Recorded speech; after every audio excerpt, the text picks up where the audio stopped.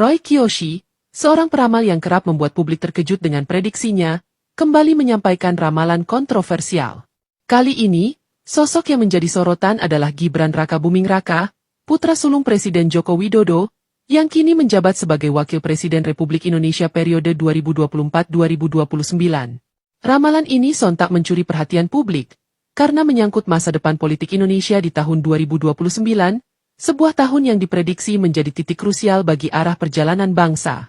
Roy Kiyoshi, dengan ciri khas gaya bicara tenang namun penuh penekanan, membuka pernyataannya dengan menyebut bahwa ia melihat energi besar yang melingkupi Gibran.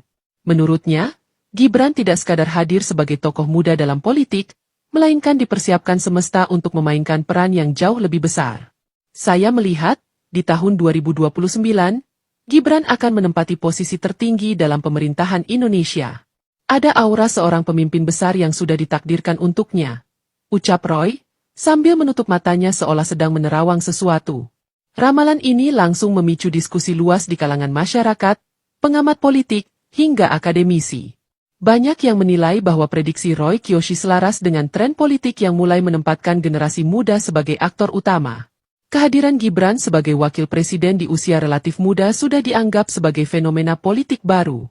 Tak sedikit yang meyakini bahwa jalannya menuju kursi presiden memang terbuka lebar, apalagi dengan dukungan basis politik yang kuat dari Jokowi Efek serta jaringan relawan yang loyal.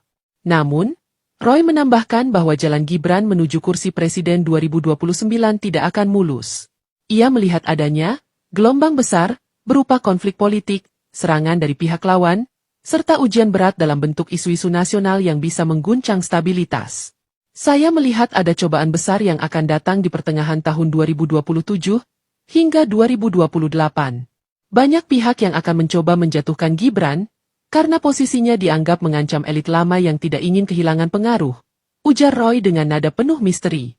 Ramalan ini pun dipandang menarik karena bertepatan dengan prediksi banyak analis politik yang menyebut bahwa 2029 akan menjadi momentum pergeseran generasi. Partai-partai besar pun sudah mulai menyiapkan kader muda mereka untuk bersaing di kontestasi tersebut.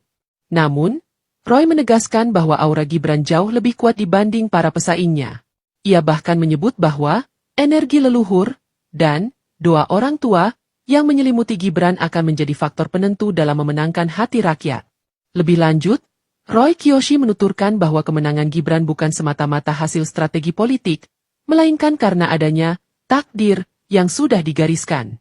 Saya melihat angka 2029 sangat erat dengan perjalanan Gibran. Ada energi numerologi yang menunjukkan bahwa tahun itu adalah puncak siklus hidupnya sebagai seorang pemimpin, kata Roy. Ia bahkan menyebut bahwa meski banyak badai politik, dukungan rakyat yang luas dan kepercayaan dari kaum muda akan mengantarkan Gibran menuju kursi presiden.